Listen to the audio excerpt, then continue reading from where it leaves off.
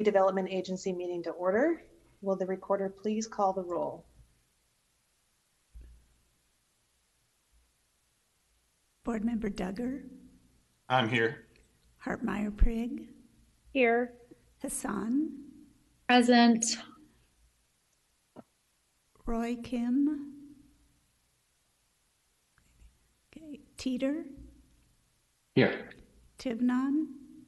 Here. Ulven. Here. Edward Kimmy. Here. Board Member Vitko is excused this evening. Beatty. Okay. I believe she is excused for this evening as well.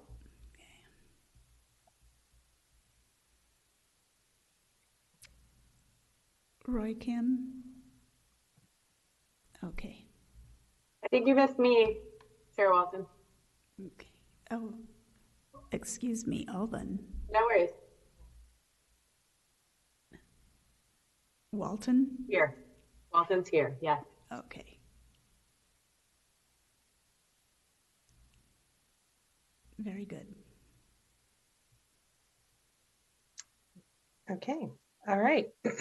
Well, we are going to be moving into executive session.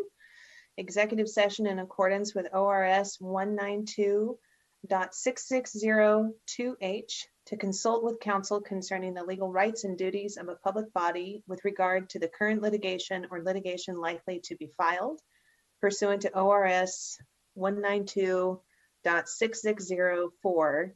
It is the Bureau Board's requirement that the items discussed not be disclosed by media representatives or others. We will be returning after executive session to get back into the regular meeting. So I will see board members over in the other link, and we'll see everyone else shortly when we return.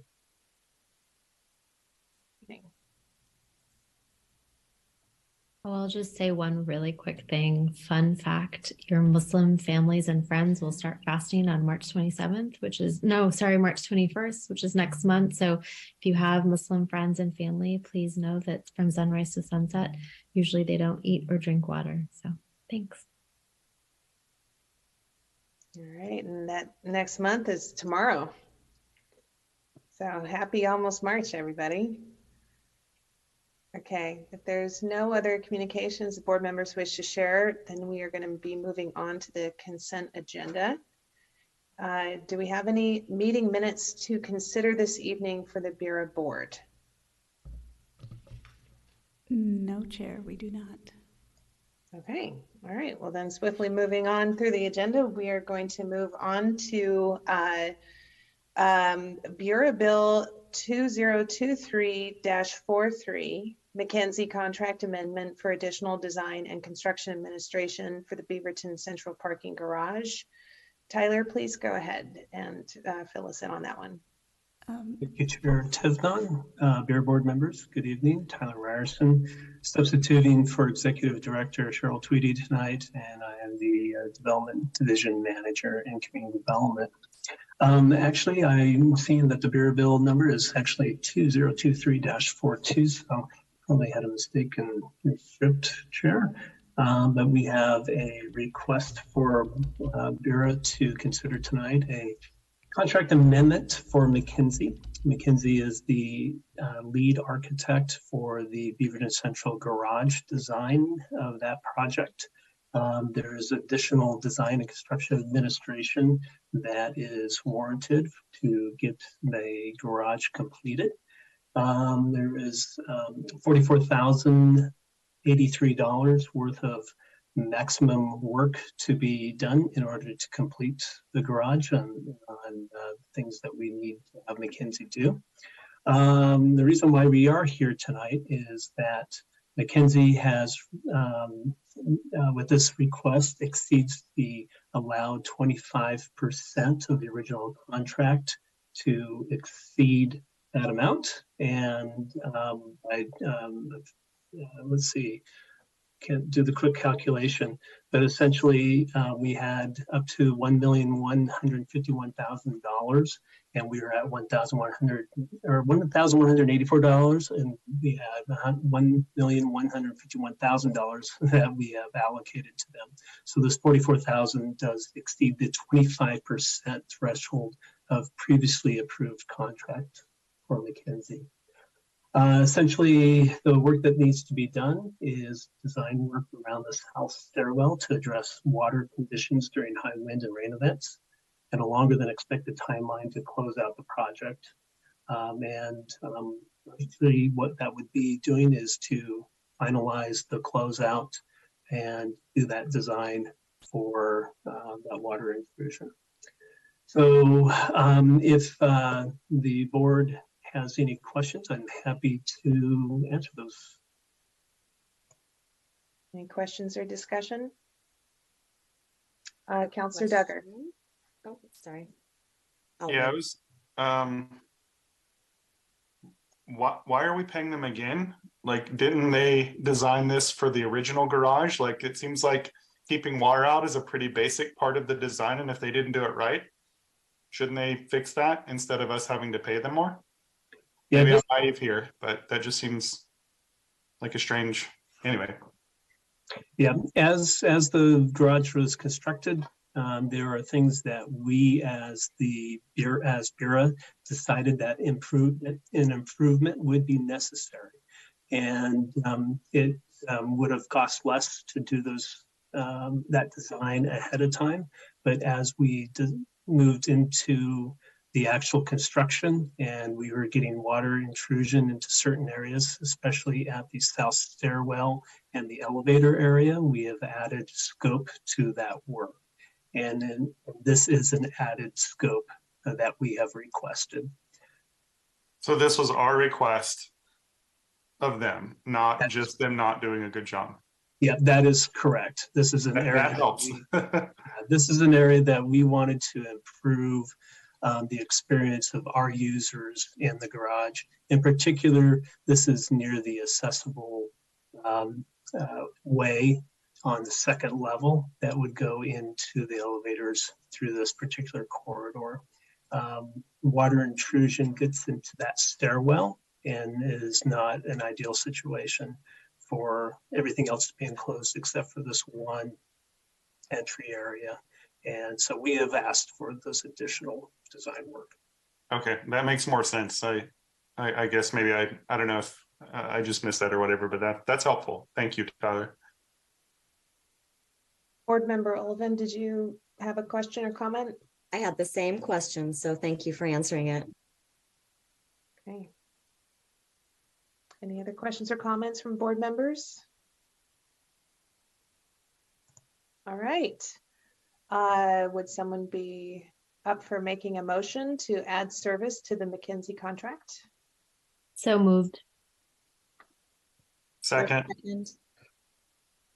All right, we have a motion and a second. Can the city recorder please call the roll? Chair, could I have the name of the person who made the motion? That would be Councillor Husson.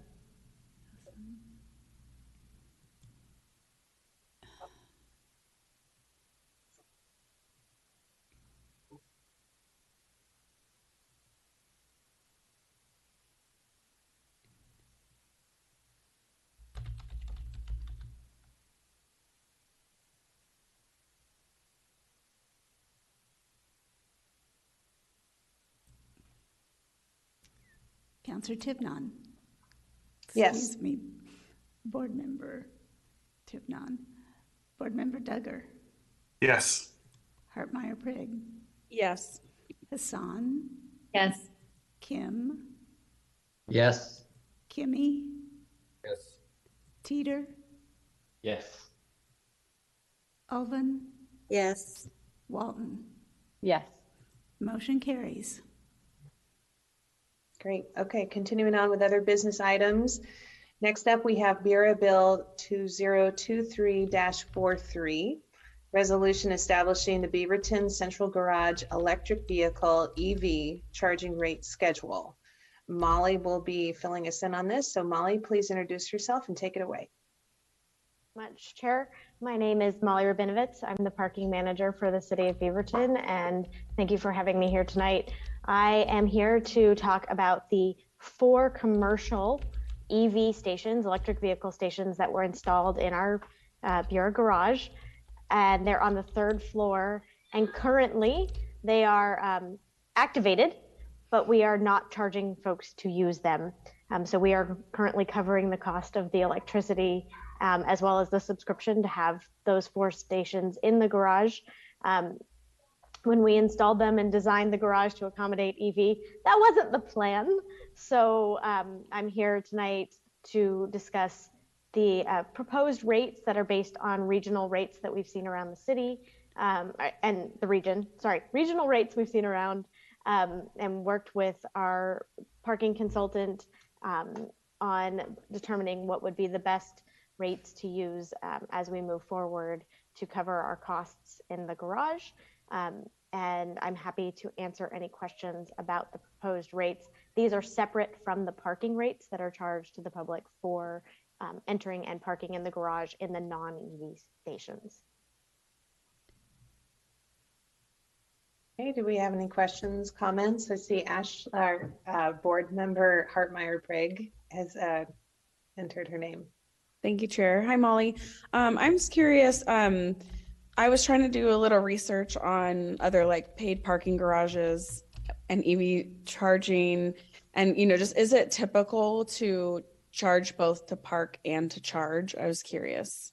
We've seen it any number of ways across the country, to be honest, but I think that the majority of folks do charge for both because it's 2 separate services. So it's one service to use the parking, and it's another service to use the electrical setup, the EV setup. So it seems a little like it might seem like we're double charging, but we're actually charging for 2 different services within the garage by taking this approach.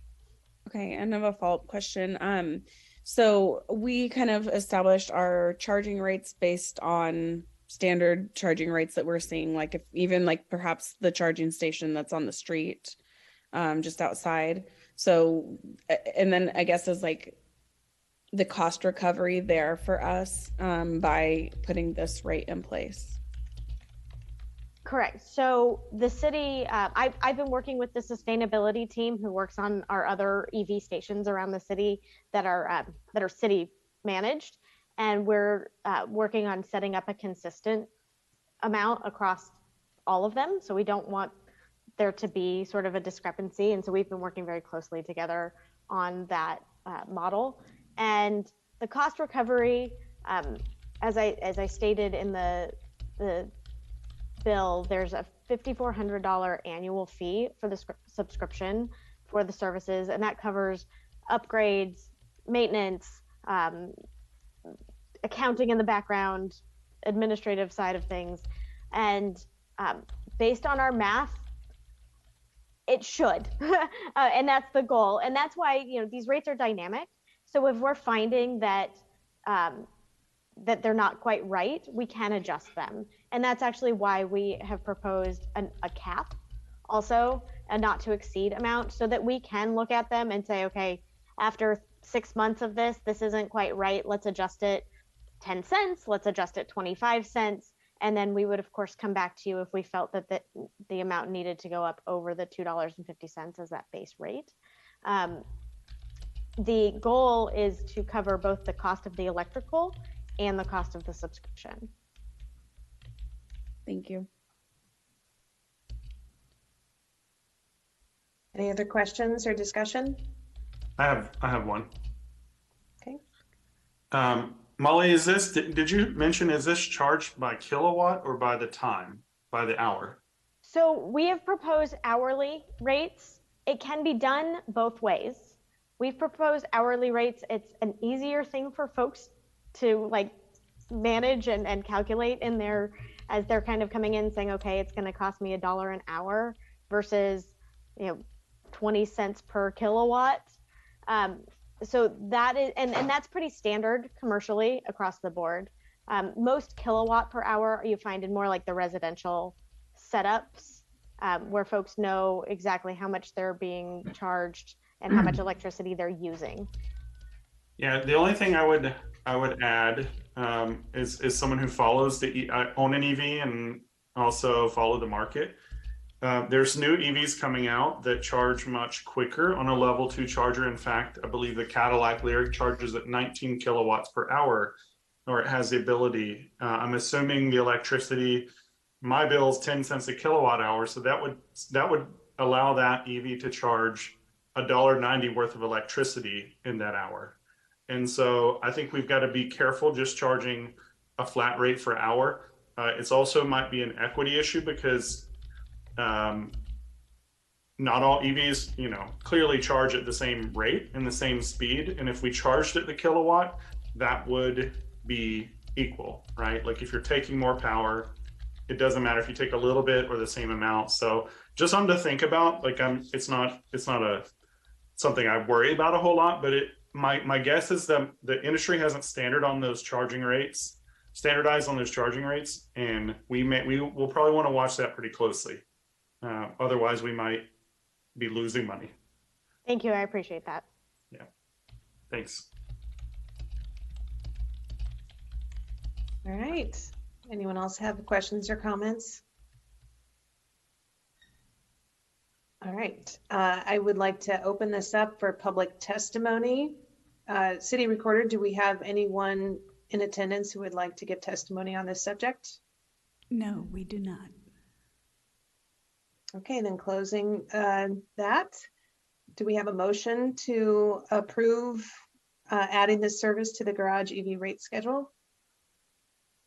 Yes, Chair. I move that we approve resolution number 2023-057, which establishes the Beaverton Central Garage electric vehicle charging rate schedule. Thank you, board member. Yeah, second from Member Duggar. Okay.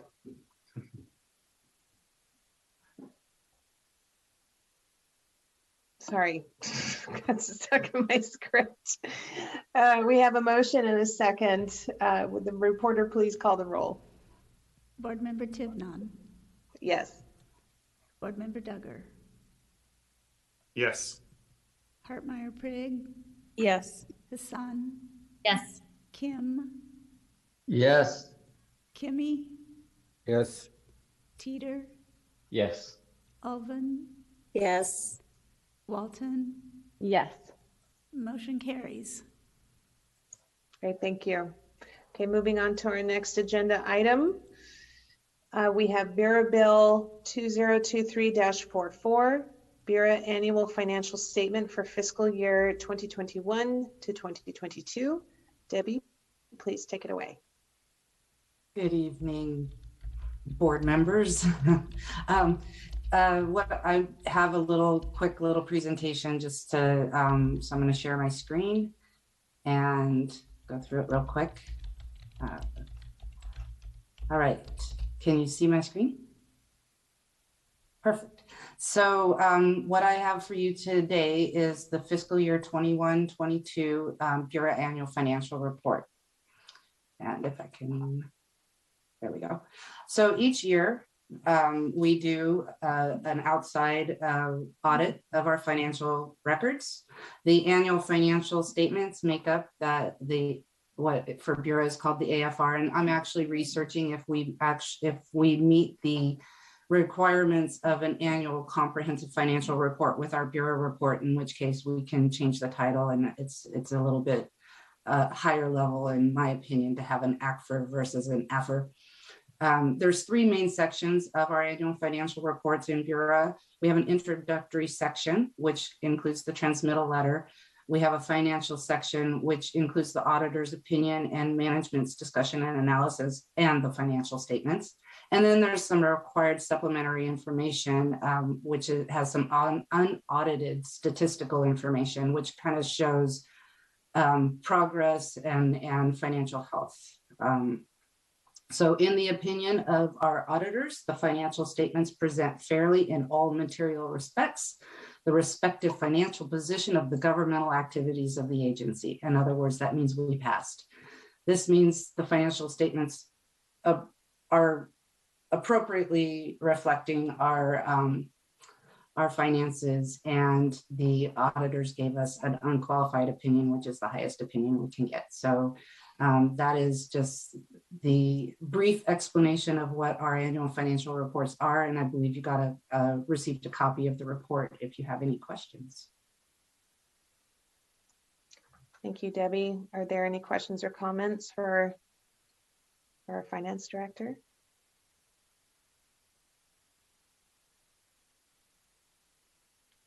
Seeing, okay.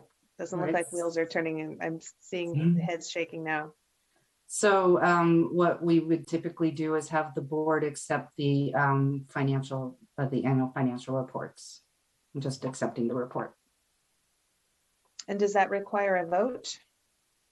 Typically, yes. Just a motion and a vote to accept the report. So moved. Second. Okay, we have a motion and a second. City Recorder, can you please call the roll?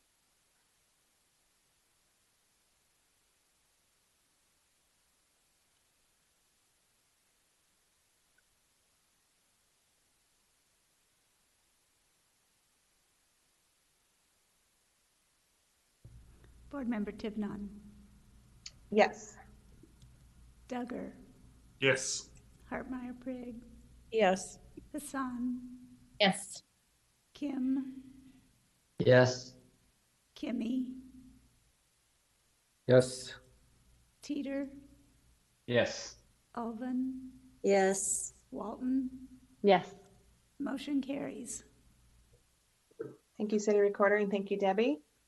Moving on to our Thank last you. business item. We have Bureau Bill 2023-45, 5-year Bureau planning presentation. Tyler, are you going to get us started with Chase? Yeah, I am going to get started with Chase. Tonight, we're going to have kind of an opening salvo to our 5-year action plan and where we're heading with it. We've had some discussions with you. Nick Popenick from Tiberius Solutions was here in January talking about what is urban renewal, what is what's the state of the city of Beaverton Urban Renewal Agency. And we've had a number of questions and comments from the Bureau Board and helping guide us of how we want to come and present and have conversations. So Chase tonight has got a PowerPoint presentation he's going to share with you. A lot of documents that were provided to you in the agenda packet, including the Central Beaverton Urban Renewal Plan that was approved by our community back in 2011. And that's our guiding document that is telling us these are the pots, and Chase is going to get into the allocations of funds that were identified in that plan. In addition, you also have the last Bureau annual report and 5-year action plan as a combined commitment. That's what we're looking to update, and with your help. And as we are in the budget season right now, we've already started, allocating things. And so, as we work into what is the next realm, and what are your thoughts, and how do we get there, and where have we been, and how are we doing today? And so with that, I'm going to turn it over to Chase, and hopefully you have a lot of good questions, and we'll talk about our next steps after tonight as well. Thank you. Thank you, Tyler, and thank you, board, for having me again tonight. I'm assuming you can all hear me well? Ah, great. Okay, I'm going to share my screen to start this presentation with you all.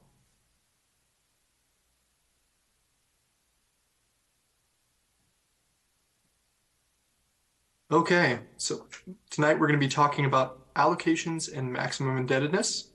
We'll be diving in a little further than we've gone before on these topics. So this is a continuation of our discussions and our presentations to prepare you to have further 5-year and long-range strategic planning discussions around Bureau. We came to you in January last just to talk about the basics of urban renewal and the history of Bureau in particular. And we went over some financial information then. And we've gotten some feedback from a lot of you all, and we've heard from folks they want more information, more time. And so, and potentially we've also heard people wanting the idea of a retreat. So no answer for you right now on a retreat, but what I can tell you is we've decided to divide the rest of this topic into 2 and a little bit more presentations. So tonight we'll be talking about kind of current status or a snapshot, following up on Debbie's presentation a little bit of things at the end of fiscal year 2022. That's with the allocations and the maximum indebtedness. Then in March, we're going to have Tiberius Solutions back to talk more financial projections. And then in April, I'm hoping to come back and talk even more about, okay, with everything that we've learned so far, how do we start plugging that in and looking at that in the future? What is remaining to be spent? What are the items that we still have ongoing and that we're committed to doing? And what does that look like for the remaining funds and the remaining time for Bureau? So tonight, let's get a little more into the allocations. So you may remember this chart. This is the allocation percentages that are prescribed in the Central Beaverton Urban Renewal Plan.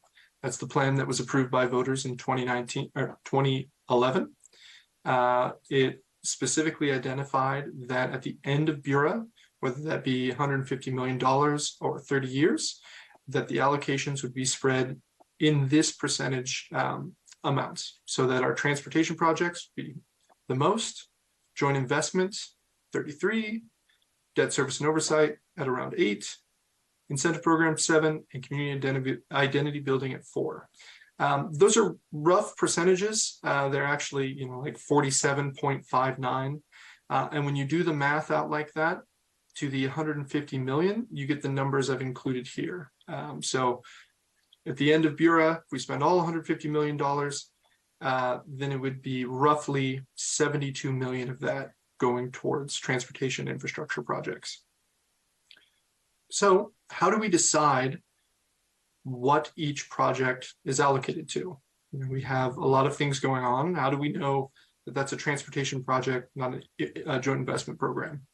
Well, the plan helps us here too. So it actually dives further into what is included in each of these allocation categories. So transportation infrastructure, the largest one, it's improvement to public rights of way and infrastructure. It's got subcategories of connectivity and safety improvements, sidewalk infill, parking structures, as well as utility upgrades like undergrounding. And we've been making good progress on this. We've done a lot of projects, some examples being most notably the central parking garage fits into this category, as well as some street improvements like Crescent Street, which we've talked about, and the Hall Bridge. Joint investment is really talking about that public-private partnership, the things that we do to incentivize and to try to support the private development in the Bureau area. So this is everything from affordable housing developments to assemblage properties, and also capacity increasing for industrial jobs. So the Marianne is one example of how we've supported affordable housing. Then you also have the projects just across from City Hall, the Arc Central and the Hyatt House Hotel. Finally on this, assemblage. So the assemblage of our BC2 site is a way that we can help encourage and spur private development by doing some work that may not be happening naturally in the private market. So by pulling sites together and creating a larger plot, we're hoping to incentivize and catalyze that development. Next category is debt service and oversight. This is the work it takes to manage, put together those reports like we just had, to look into lines of credit and bonds, as well as staffing and overhead that goes into actually accomplishing the work that we've said we're going to do. A few notable things that we've accomplished. We successfully got a $19 million line of credit, $55 million bond issuance, worked on those audits and reporting, and financial projections and planning, like what we'll get from Tiberius Solutions coming up here at the next Bureau meeting. Then we have other incentive programs. This is more of the technical assistance and the grant items that we do to try to draw in more business and support the businesses that are already here. You have the storefront and tenant improvement programs, as well as pre-development assistance. So really great storefront program here at Loyal Legion, the before and after, as well as a tenant improvement at Tan Tan Cafe. And then community identity upgrades. So this is our gateways, directional signage, and streetscape improvements, creek enhancements. So all of the wonderful art that you see on the garage and the plaza, as well as the initial launch of the First Street Dining Commons was funded through this allocation category. So at the end of 2023, we've been projected to be beyond halfway of our maximum indebtedness. So that means we're really starting to look at the back half of Bureau's life, and how we are doing and how we are matching up with what we said we're going to do in the original plan. So I thought I'd take a little snapshot at the end of fiscal year 2022. Where are we on our allocation percentages? So we went back through and looked at all the expenditures that Bureau has done since the beginning of time, or 2011 in this case, and slotted those into the allocation percentages, came up with a good rubric that we can once again follow forward and be consistent on as we're moving forward. And we came with the numbers on the left.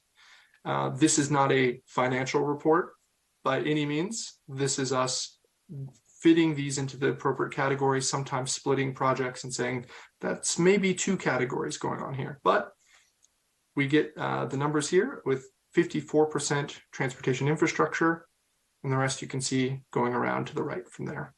That is compared to our 30-year prescribed amounts on the right.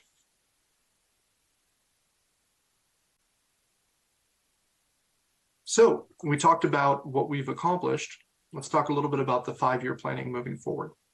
Our most recent 5-year plan, which you've been presented with before, is here from the 2020 Bureau 5-year action plan and annual report. This is the last real concrete direction we got going on 5-year planning from the Bureau board. And so we've been working off of this, and staff has been using this as guidance over the last couple of years to budget and to plan of what our ongoing projects and programs are. Now, if we look at what's remaining, we have projects that are ongoing into the end of FY 24-25, including the building improvement, now in building improvement program, the BIP, the open air Beaverton grants coming out of the incentive programs. We have parking operations management, that's both on street and in the garage. Our great employee Santos there, working for SP Plus, helping out with us in the garage.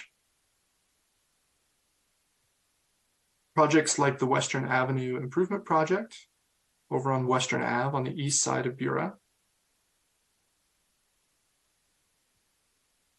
And of course, the Loop, which covers community identity and transportation infrastructure allocations, as it's covering a lot, doing a lot of work for us, improving the downtown area. These are things that are ongoing and that we've put aside in our previous projections money towards.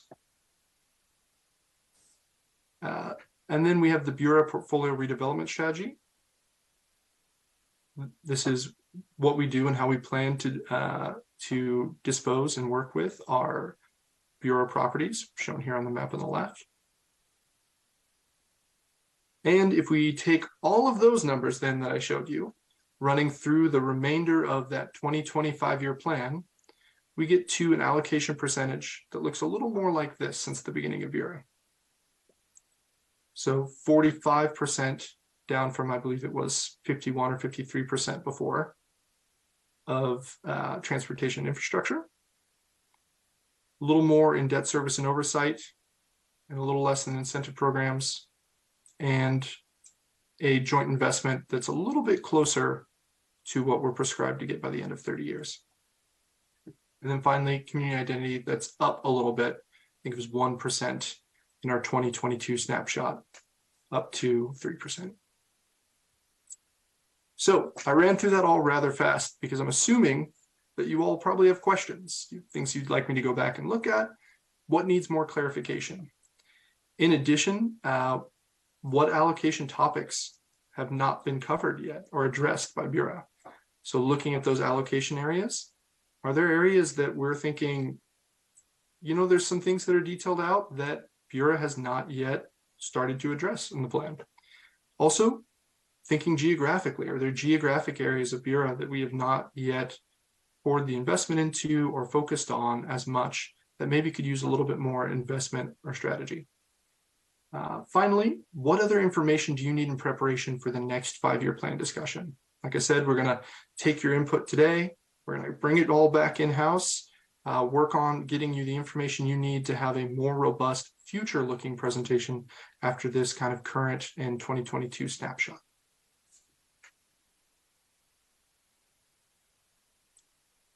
Okay, I think it's probably helpful to keep this up for folks. And before I move into the chat, I'll kick things off and say thank you. For those who can still see the thumbnails, I'm holding up the actual urban renewal plan. I highly recommend everyone print this out. It's hard to read on a screen because it's very long, but all the subcategories are broken out for each one of those areas that were discussed. And one of the ones that I'd love to kick off on that I feel like it hasn't been addressed yet is building out capacity for industrial jobs. We have the area that's east of 217 on Western, where we've been doing all those great streetscaping improvements, transportation improvements. And there's all of the industrial land that's east of that. And I'm curious how that's going to factor into our thinking as we finish up those improvements there and kind of think through that area. So that's the first question. And then the other is looking at the boundary map. Seems like, you know, we're doing work there, we're doing work in Old Town, we're doing work in Central, but there's areas to the north in the boundary map that seem like they haven't gotten much love yet. So in industrial and then the northern end of the planning area are the two areas that I was interested in.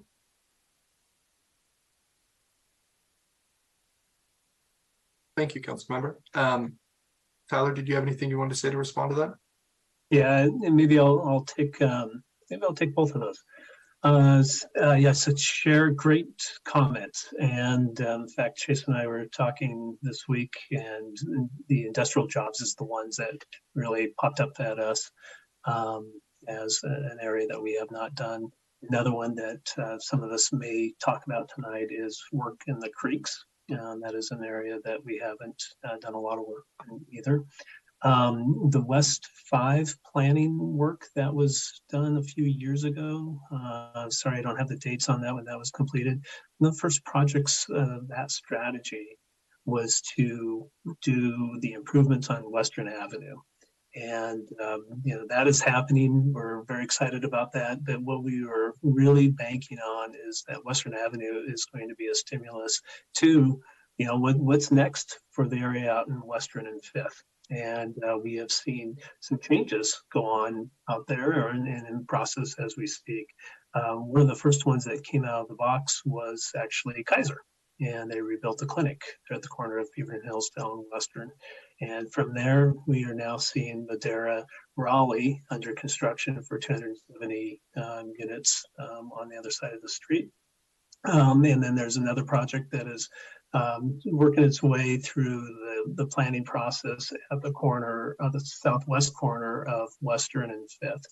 And you know, so those are we're starting to really feel that the energy is happening while this road project is actually occurring. And that's exciting. Having conversations with the mayor, I know she's excited about this area as well, and what we can be doing. So you're spot on. It's a great location for specifically industrial jobs, and I think we want to keep that all in our minds. And then you mentioned kind of on the north of the map, and I don't think Chase has the map on his PowerPoint, but Cedar Hills going up towards Walker, I believe is probably north of the, there we go. Of course you've got it, is an area that you're thinking about. And also I think another area that we should be thinking about is towards Murray along Milliken and the light rail. Some opportunities that are within our boundary. And one other area that I would like to point out is the commercial office retail, the purple, and that is the Beaverton Town Square south towards Griffith Park neighborhood. And those are probably the areas that you know, we have not touched on.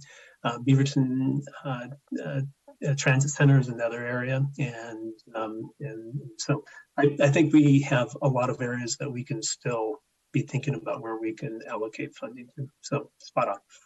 Thank you. And then to the last question about what would be helpful going forward is maybe even almost like a heat map of where investments have been made to kind of show cooler areas within the boundary line. That's one. And then the other is because each one of the program areas are broken out into all of those subcategories of goals, having some kind of matrix or measles chart, like you said, like the creeks, that was another one that stood out to me. Like, oh yeah, it's not just about rehabbing the creeks and cleaning them up and making that a placemaking thing. It's also to help developers know where they can develop and how close the creeks and all that. So like even just putting little checks like, yeah, there's been activities associated with these might help us visualize the areas that are getting a lot of love and we're finding lots of success in, and areas that just haven't had liftoff. So that's it for me. I'm going to move on to calling on people in the chat, but I just want to say, seeing those two pie charts and how close they are, talk about sticking the landing. That's really, really, really cool. And I know that doesn't happen by accident. So nicely done. Yes, no, thank you. And before we move on to Board Member Kimmy, I think something that we want to make sure and we think about is that, yeah, we're midway on our maximum indebtedness. Terrific. And we're kind of hitting it, you know, pretty well. But that doesn't necessarily mean each year we have to continue to be straight and narrow on those pies. Not necessarily, right? We can go up and down as long as at the end of the game, when we are done with our maximum indebtedness and we've reached that maximum indebtedness, or we've reached 30 years, whatever comes first, that we are pretty darn close on our numbers. And that's the end goal. Good I wanted to point. say to Councilmember Tivnon, I like that you brought up the heat map example. I've been working on exactly that, and I'll be excited to share that with you all soon. Awesome. Great. You read my mind. Okay. All right. Then moving into the chat, we've got Councilor Kimmy, Board Member Kimmy. Please take it away. Yeah, thank you very much. I just, I'm new at the Bureau, so I still have a lot of questions. Regards to the definition of community identity building, is that set forth from the very beginning, or is that something that kind of evolved? Is it possible to go back to the definition per se? I don't know. Absolutely. And I can tell you, I pulled the definition, while a little bit shortened, exactly from the urban renewal plan. From the very beginning. Yes, this one. Yeah.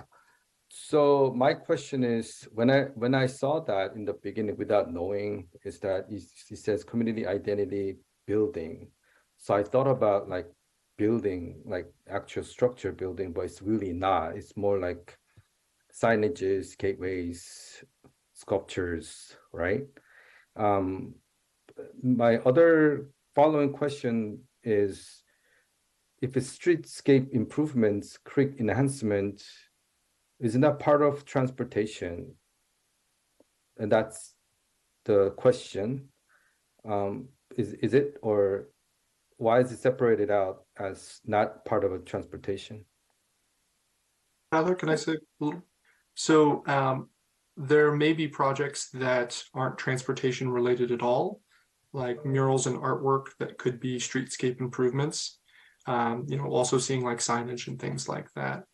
Tyler, did you have more on that you wanted to say? Yeah, just to add a little bit. Streetscape can also be where the sidewalk area is. So street lights, street furnishings, street trees, the activation of what's happening in that realm versus the actual roadway, where the roadway may be for vehicles or for bicycles. And so the way that we have had a little bit of work and consideration was that was in the budget, but we never actually got a project going, was First Street.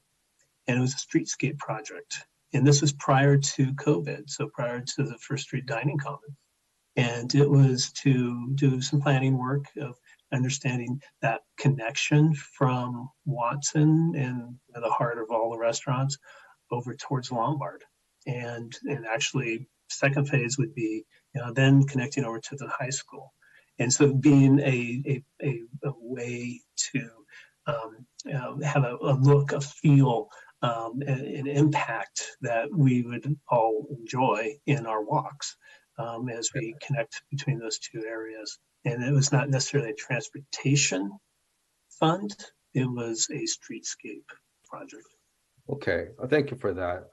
There's a reason I'm asking these questions is one of the council priorities that came out of retreat was the community center or multicultural center. And I was connecting community identity building as to building, but I guess it's not.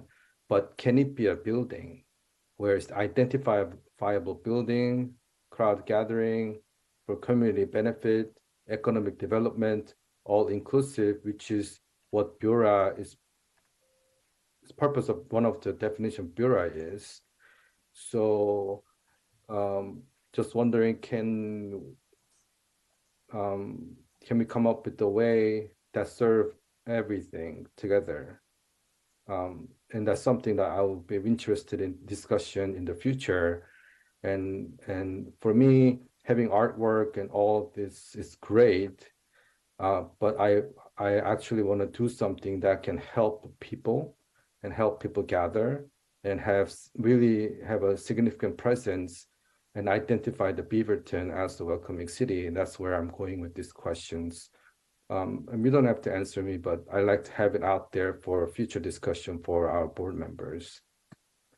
Thank you, Board Member Kimmy. And we will be talking, and we have talked a little bit with our city attorney, and we'll continue to think about how can we ensure that Bureau money, most of the things that we need to think about is adding assessed value.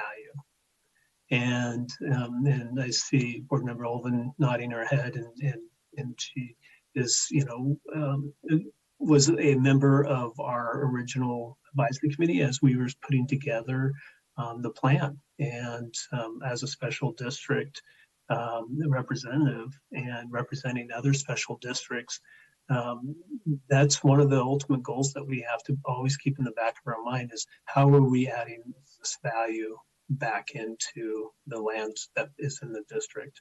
And so it's a juggling act because some things is like, yeah, you can do a little bit because we recognize, a plaza, it can be a gathering place. And it makes it a beacon for redevelopment on certain things. And so we have to be very cautious of how we think about it. We hear you.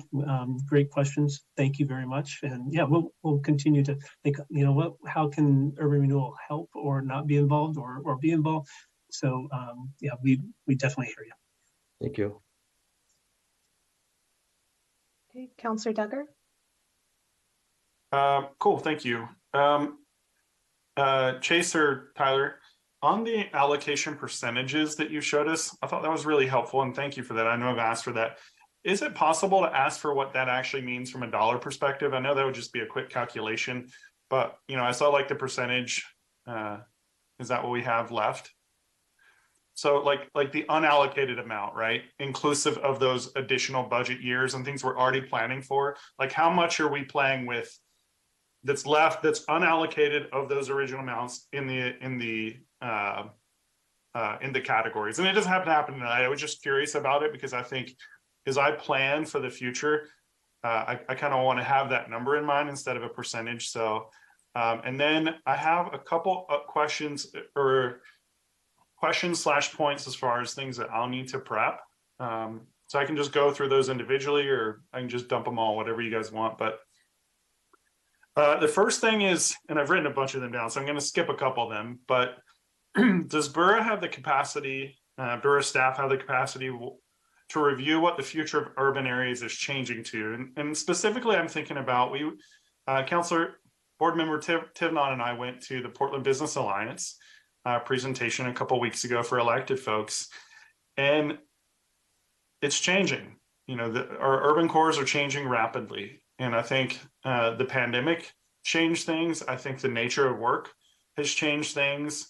But I also read separately that particularly younger people, millennials and Gen Z, still want to live in an urban area. And so what I don't want is like us to get behind like pushing office buildings when what we really need is really high density housing. And so do we have capacity to like kind of examine that and make sure that we're on the cutting edge? Because we don't have a huge amount of money left. I want to make sure that we're allocating it to the future that's going to come at us whether we want it, right? So that's the first question. The second one, is there another incentive program that we could do that actually doesn't involve us purchasing or combining the land, i.e. Incentivizing existing owners to build higher density residential or commercial? And I think about this particularly in our non-conformative uses. You know, there's a lot of land in downtown that the city has said it's a non-conforming use now. And like, how can we incentivize those folks to maybe think long-term and invest? And I think this might be an area for Borough to think about, like what this urban area is going to look like in 10, 15 years. And maybe we can speed that up a little bit with a different incentive program instead of just buying land and assembling it. Third one, our cities our size usually don't have 3 to 4 distinct districts in their urban core like we have. I think of the area around like Old Town Beaverton, like Broadway in that area, very distinct as a pedestrian. If I go all the way down to 2nd Avenue in Lombard, that actually feels very different to me than in Broadway. Then I go over to the Max area, right? Also very distinct. Like if we thought about branding in a way that's innovative and interesting, right? Not everything has to be Central Beaverton, right? Maybe one is Uptown Beaverton or Downtown Beaverton or Central Beaverton. I think there's some opportunity for us to drive community space in those areas, and you know, maybe they need a distinct identity. And I think that would be a cool area for us to allocate some money on, but I don't know if any cities our size have done that. So that would be helpful in kind of thinking about those 3 districts at least as distinct spaces. And you could add a 4th around Griffith, right, within Borough. That's a very different feel than all the other 3.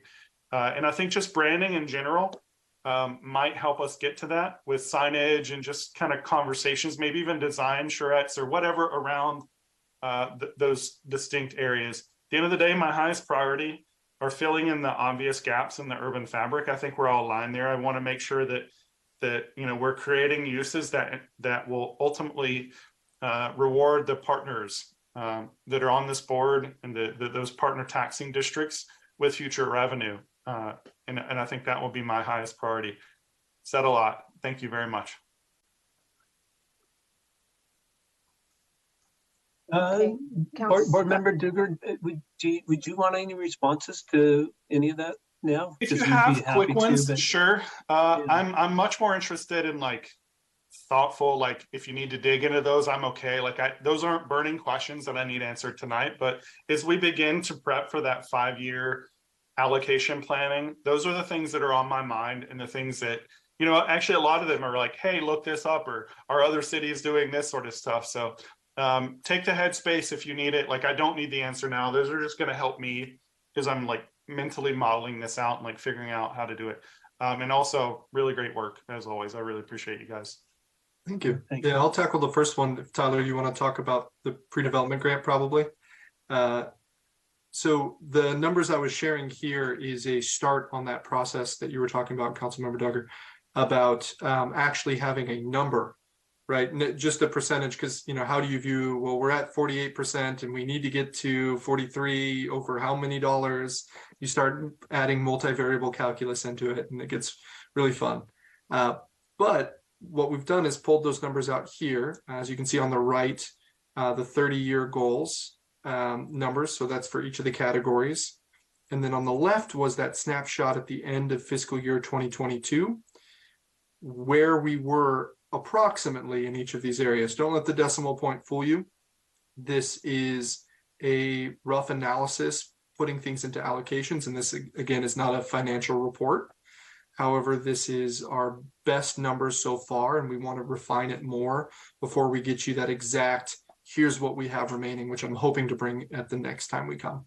Yeah, just this is super helpful, by the way. Just some of the past boards have allocated money, future monies to more of these. Like you showed the slide with it. If you could add that in, even if it's like a separate column of like already allocated or mostly allocated or something, so we're not spending that money too. I think that'd be really helpful too, if you don't mind doing that. Absolutely. We're on the exact same wavelength. I'm hoping to do that. And as much as we can show then what the remaining amounts are to where it's helpful.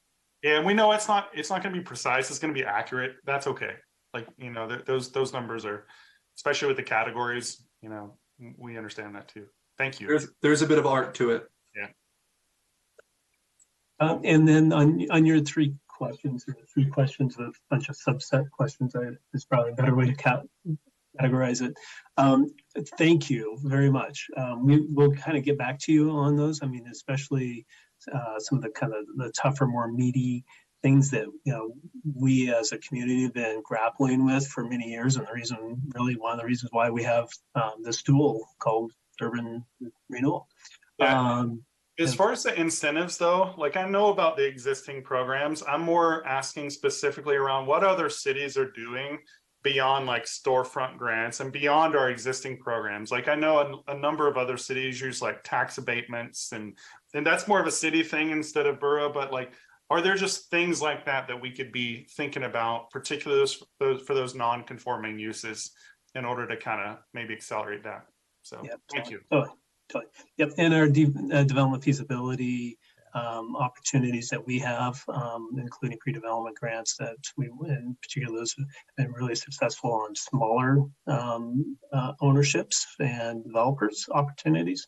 But kind of those larger ones that I think I understand what you're asking.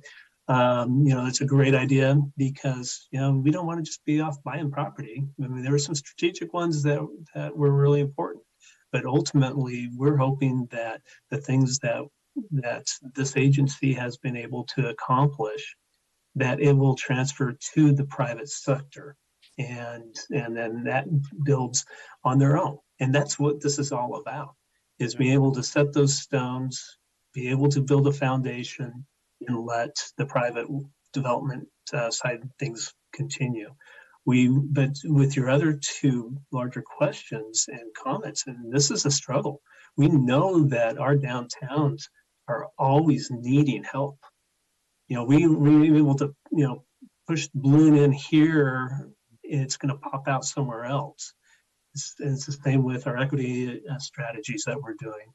And so how do we ensure that we're constantly as a community thinking about the ever-changing, the evolution and the needs? And so you're spot on with your comments, and it's actually very, very appreciative and a pleasure to be thinking about it with you in this forum. Awesome. Thanks, you guys. I really do appreciate it. A lot of work. Thank you.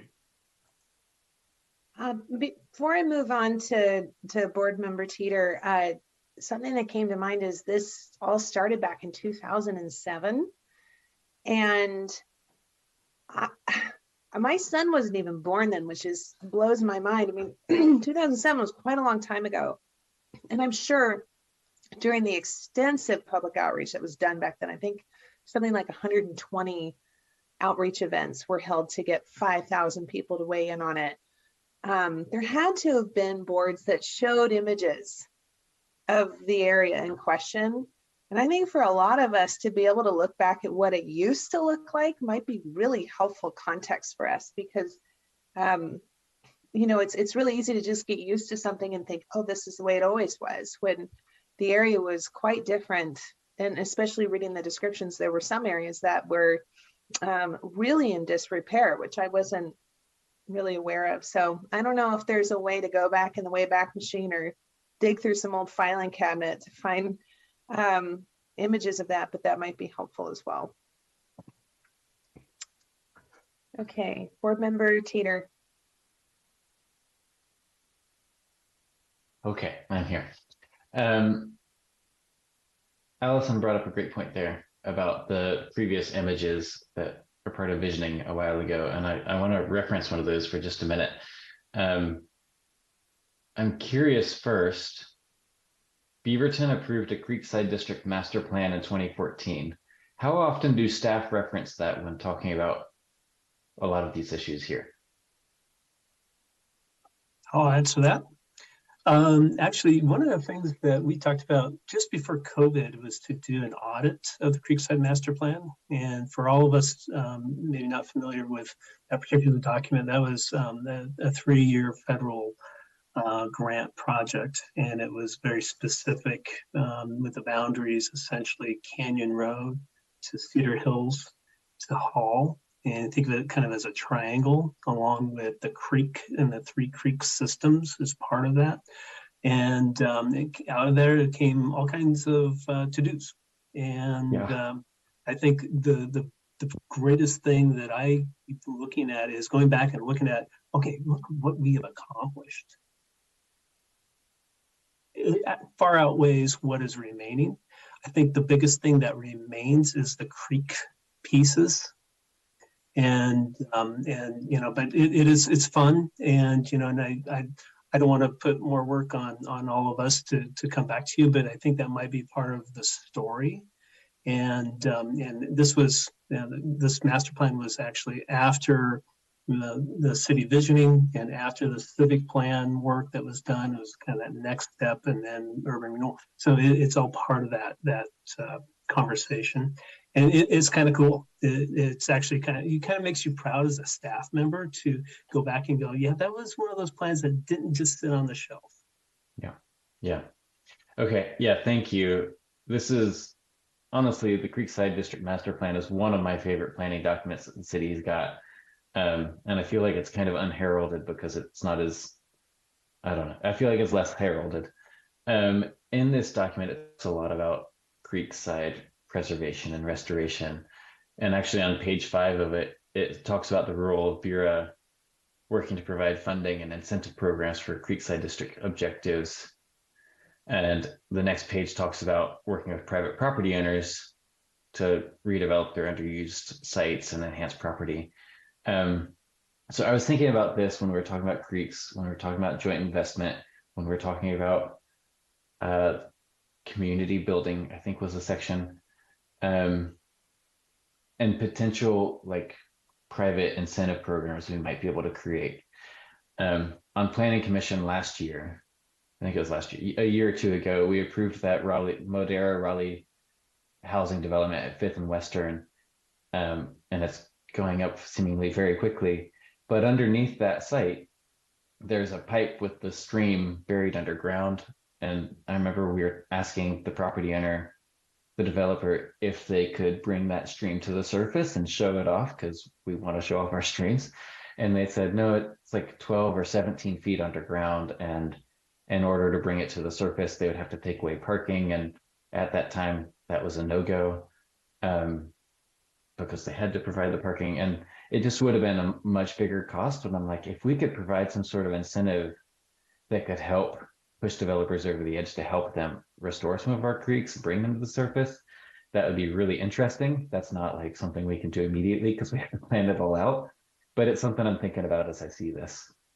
I am really excited by this presentation. It was a good one, so thank you both. Councillor Husson? Yeah, thank you for this presentation. It's always such a pleasure to see how much work Bureau is doing and continuing to do. I find myself learning something new every day, and I'm in my third year. I will keep my comments brief. One minor ask is I was just trying to find this presentation online and I couldn't. And so when we have presentations attached to uh, agenda bills, if it's possible, because I was like, let me get my answers ready and I just couldn't. So just really tiny administrative thing for future. I think when I think of action planning, I just think of the desire for us, even to Councillor Kimmy's previous points of coming together, even in person. Maybe it's not a retreat, just for us to really sit down and like feel this information, like what really Bureau is, what Bureau means, like how we're doing it. Because I feel like we're talking about 5-year action planning, but I don't know that this Bureau board has really identified a strategy for what that action is. And so I'd really like to make sure that all of us feel like our hands are in that strategy. Obviously, there are a lot of limitations in what Bureau funds can and can't do, but I think this, at least the council, like wants to have their hand in a couple more bigger picture strategic ideas and understanding. And I think that this board, in terms of our community members, would also want to do that. So just something for y'all to think about. I liked some of the comments that were made about like the industrial area and thinking about that, thinking of other parts that haven't been focused on. Like that was something I thought that was really important. I do want to take a minute to elevate what Councillor Kimmy was mentioning, right, about Multicultural Center. I understand there are a lot of legal challenges and how this can be done and how this can't be done. You know, is there a public-private partnership? You know, is there a developer that wants to come in? Like, I think there are strategies for us to use. We just need to get a little sharper in how we use them. I think that will take a massive partnership with communities who have not traditionally, like who don't know how to traditionally advocate for something like this at all. And so happy to be a partner or just a thought partner in helping bring some of that along. I'm looking at your last question, like what other information do you need in preparation for the next 5-year action plan discussion? I just keep thinking like, wait, what's the 5-year action plan? Like, are we maintaining what we've been doing, which I would support because I know that we've got a lot going on and staff just has so much, but at what point will we say that this group can start to really touch their hands on like what the future looks like? So just thoughts for you all to think about. Always appreciate all the things you do. Thanks. Great. Okay, Board Member Kim. Thank you. By the way, in the middle somewhere, I lost my internet connection and connected back on. So if I repeat, there's certain parts that I have not heard. Number one, the percentages that you brought up and how close you are to the percentages of the goal. To me, it's so amazing that it's hard to believe that the staff is actually really that good, because it's gotta be, because the staff has to be opportunistic at the same time, looking at the percentages. And I think in real estate, you always wanna, you know, it's cyclical and there are opportunistic things that happen, and we would obviously like, you know, we would expect and hope that the board will react, and that board has, the staff has reacted to it. And so I think it's just amazing. And I think also that percentage is important only at the very, very end. I would like the staff to be opportunistic and knowing the percentage can be off, but we don't want to lose an opportunity because we are year after year trying to be so close to that percentage, because in the end, obviously we want to be there. The second thing is, I've seen some urban renewal districts that and how they operate in the last, say, 5 years of the period, and the agency's opportunities and ability to do things in the last 5 years really gets reduced because you have to hit the percentages. You do run out of money. There is actually a hard stop to this period. So from the way I see it, we have, I don't know, maybe 10 years to really do the work. And then after that, the work's going to be incremental, maybe just opportunistic. And the work that we do, like was already talked about, actually affects, these are the we change neighborhoods that might never change, or we make decisions that have an impact possibly decades out. We would, like the Western Avenue, I know there are developments that are happening now, but I bet 10, 15 years from now, there could be developments that happen and then different things that happen over there that we don't think about today. But it would have happened because Western Avenue was improved. And same, the round happened quickly, but there are a lot of other, I think the real job here is to provide catalytic situations that for decades in the future can be picked up.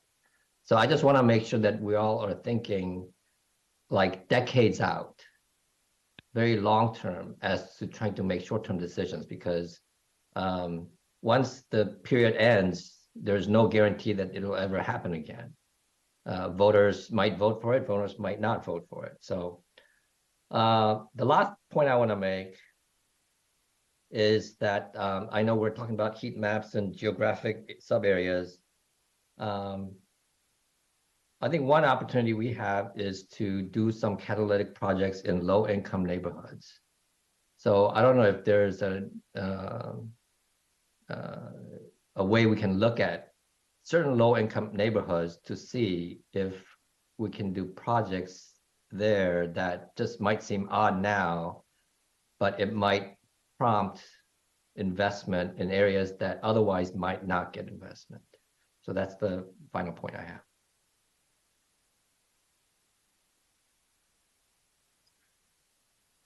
Any other comments, questions? Tyler, do you have what you need for today? Chase? Yeah, I'm going to ask Chase. Chase? Yeah, thank you. I think you've given us a lot of good stuff to work on and items to bring back to you at future meetings. So I'm really looking forward to that discussion to go further into that meat of the 5-year planning at that point. Great, thank you. And I think I speak for everyone when I say that having these opportunities to really dig in, not take it for granted that everyone knows everything about the history of this, bringing in folks like Nick Papanek to just school us in this, I think is really helpful. And I'm looking forward to more of it. And I do really encourage everyone to reread the Urban Renewal Plan. I've gotten so much value out of reading it literally word for word. And before we move on to our next agenda item, it looks like Board Member Duggar has put his name in the chat. Yeah, I forgot one thing. Is there a component that we should be thinking about that would drive interest in this board? Right? Like, is there an outreach strategy or something like that? I look at our meetings and they're rarely attended by anyone except this group. But this work is so important to the community, and it's so important to the neighborhoods of Central Beaverton and in our area. And that's just been something that's been on my mind, is like, are there things we can be doing? Maybe meeting at the First Street Commons, or like doing some sort of events that can get the community engaged as a stakeholder in borough beyond the specific projects. Don't answer that now. It's just something I'm thinking about for the future 5-year plan, because I would love to see 30 or 40 people watching this meeting and really being that invested. I'm an optimist, but that's where my heart is. Yeah, I think you're talking to what Chase wanted to bring when he came to the city.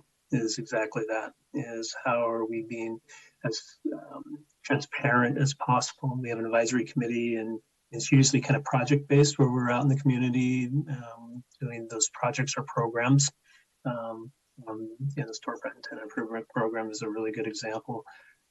in which we have multiple staff hitting the streets, telling our property owners and our business owners, about the programs. And so it's those little things, right, where, but you don't really realize that the agency that you are is the one that's helping. And so how do you make and assist our community members understand what it's all about? And I think Chase will probably hone in a little bit more on that comment. Yeah, that's absolutely it. There's a balance of times where it isn't important that people necessarily know it's Bureau, but then also wanting to get people involved with this process. And we're really lucky to have wonderful volunteers on our committees, whether that's URAC or Bureau Budget Committee. I would encourage you all too, if you are available. I know everyone's schedules get quite busy, but if you ever want to come to a URAC meeting, you're all invited. We'd love to have you there. I know they would love to talk with you further about all the things that they have in mind. But in addition, getting that out to more members of the public, I think it starts with our projects, right? It's hard to just communicate Bureau in general, but it starts with, hey, you're interested in this project.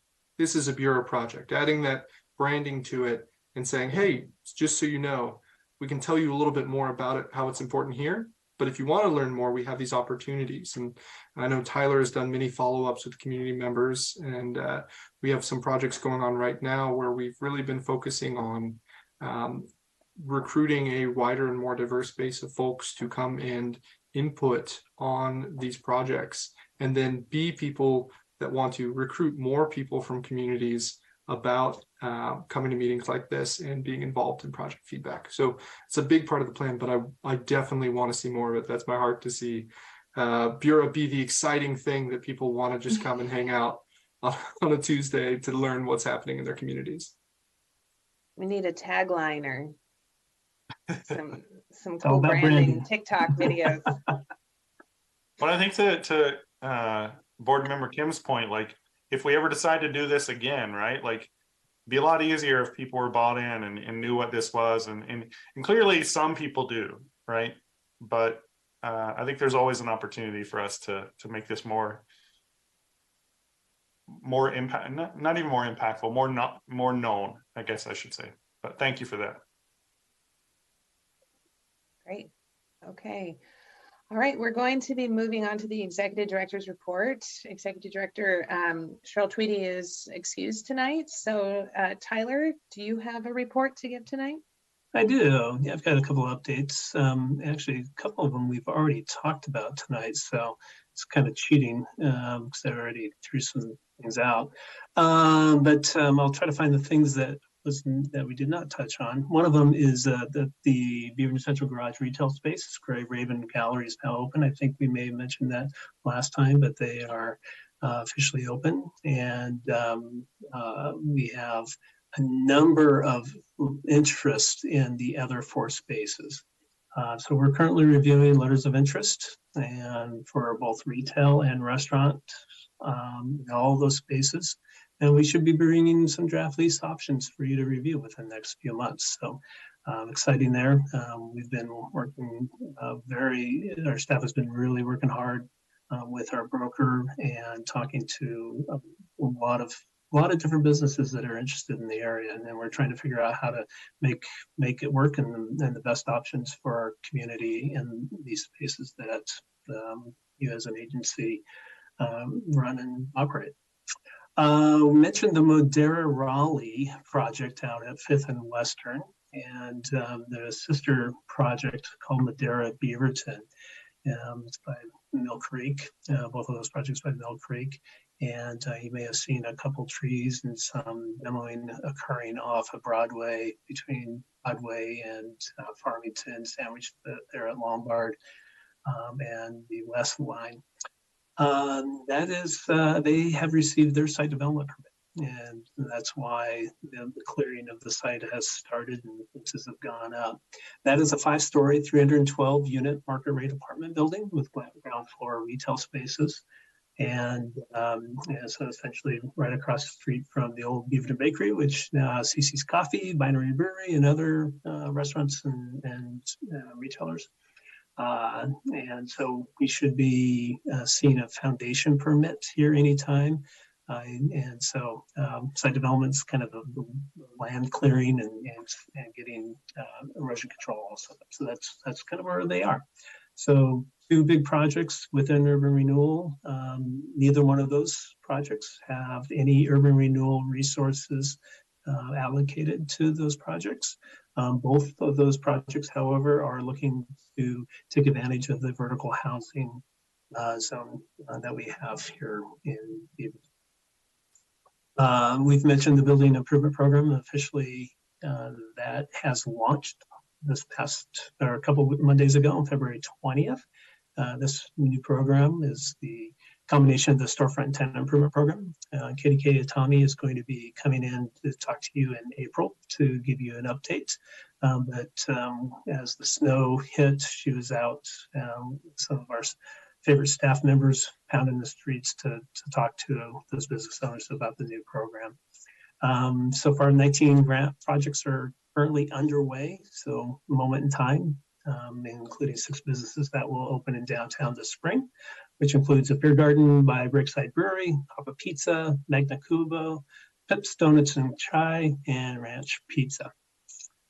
And then the other thing that you've been able to receive an update in your one-on-ones this past month, and Janine Lambert is heading up the Bureau Redevelopment Portfolio Strategy. It's in high gear. We had a great meeting with consultants this past yesterday. Feels like it was a week ago. And so you've all been kind of warned that we're wanting to bring you out onto the streets and look at these properties together in a handful of different walking tours. So those 8.5 acres that you as a board have purchased, we're trying to figure out what to do with them.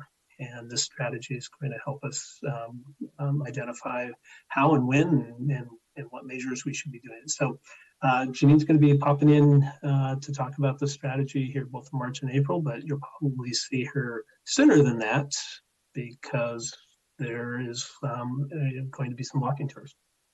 So that is my update. If you have any final questions or comments. I have one going back to the trustee urban renewal plan.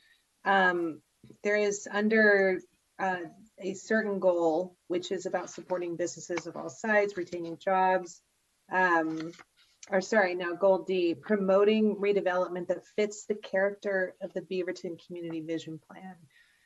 Objective D1 under it is support preservation and conservation of the natural, cultural, and historic resources within the urban renewal district.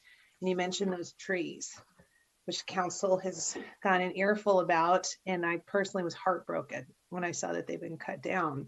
And the council has been talking about creating language that would hopefully protect our historic heritage trees in the area. I don't know if Bureau plays a role in that or not, but I just wanted to throw that out there because there's quite an intersection here, given that other than Cooper Mountain, the areas that are probably going to experience the most development or redevelopment are within the urban renewal district, and within the urban renewal district are some of the oldest trees in our city. So just wanted to toss that out there. I see Councilor Duggar had his hand raised. Yeah, I just want to, Tyler, is there like a repository just real quick of like the development projects I know you talked about? I've seen the kind of like page it or the report that Cheryl sends us, but is there like, the only reason I ask this is because I get the questions myself. Is there like renderings and stuff like that? Because I checked it like for that Modera Beaverton, right? I checked the city's development site, and the only thing posted there is a final notice, right? There's no renderings, there's no project information. And so some of them I can find there, but is there like, that'd be really great for this board to have if there was like a thing, because I don't know about you guys. I get questions like that, like, oh, what's going on here? How many stories is it? Is it commercial?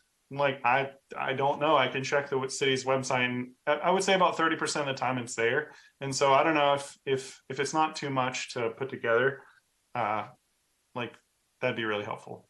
Yeah. Thank you, board member. I would have sent you to the planning site, and it sounds like that's what you have done. And you're right. I don't think that they share plans and renderings, and I think that's where you get in. Maybe Board Member Teeter, former Planning Commissioner, has some thoughts on that. But it's a good idea. I'll take it back to staff, see what they can or maybe do with the new permitting system. The new electronic permitting system might be able to do that. I'm just not familiar enough with EPS. Don't create anything new. Like if something's existing, like I'm good with digging through sites and stuff. I don't want to create more work, but it. Yeah. So I think that, yeah, I hear you. And that's probably the best option is to figure out, and I can find out from our team on the new system. The other one that I do want to mention is that Chase had mentioned earlier tonight, and in which we have a thing that needs to be updated, but it's a map of the urban renewal area. And within that urban renewal area, you can click on specific projects that are within the urban renewal district. It needs to be updated, and that's what we're working on. But you can go in and you can see pictures of befores and afters. It gives a little, what exactly is going on. Is there bureau money that's associated with it or not? And so that's something that we'll be bringing back to you. Updating. Board Member Teeter, I see your hand is raised. Yeah, Councilor Duggar, when the developer went through the Planning Commission approval process, they submitted some renderings and civic design plans then, and I'm happy to I can dig those up after I look through my notes and remember which date it was. Tyler, I don't know if it'd be helpful. Like, is it faster if I just go and find it, and can I just email it to the board, or should it just come from you and staff? Good question. It may be something that we can go through our channels. If you want to find something and send it directly to Board Member Duggar, probably that's going to be the fastest, just for him to be able to actually see it. Okay. But we can definitely dig things up and get it over to the entire board. Okay. Board Member Kim? Thank you. I just want to say how excited I am to see the development on Broadway, the old Holland site. I was actually eyeing that site about 15 years ago, and I asked the city to move their city hall to that site because I thought it was so important, such an important location. In my mind, it actually would add, has the opportunity to add to the activity on Broadway all the way down. The more people live there, the better. And it would actually, and also, I think it would also kind of bridge the Broadway area with Beaverton Town Center. And Beaverton Town Center, which in my opinion, I think a lot of people think that is old. It should be redone. It's not dense enough, and it's such a strategic location. So anyway, I'm excited to see that. Obviously, Bureau owns property right there across the street. So I think it's just very exciting that developers are coming in and doing projects like this, and little by little, we'll have these neighborhoods that are just really cool, that will attract cool businesses and a cool place to live.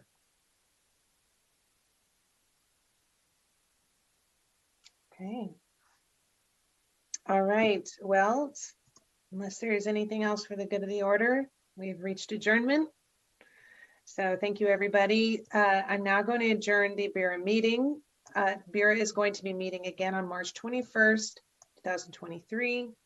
I am going to be absent for that meeting. So Board Member Sarah Walton, Vice Chair Sarah Walton, is going to be filling in on that night. And with that, I'd like to wish everyone a good night. See you next time.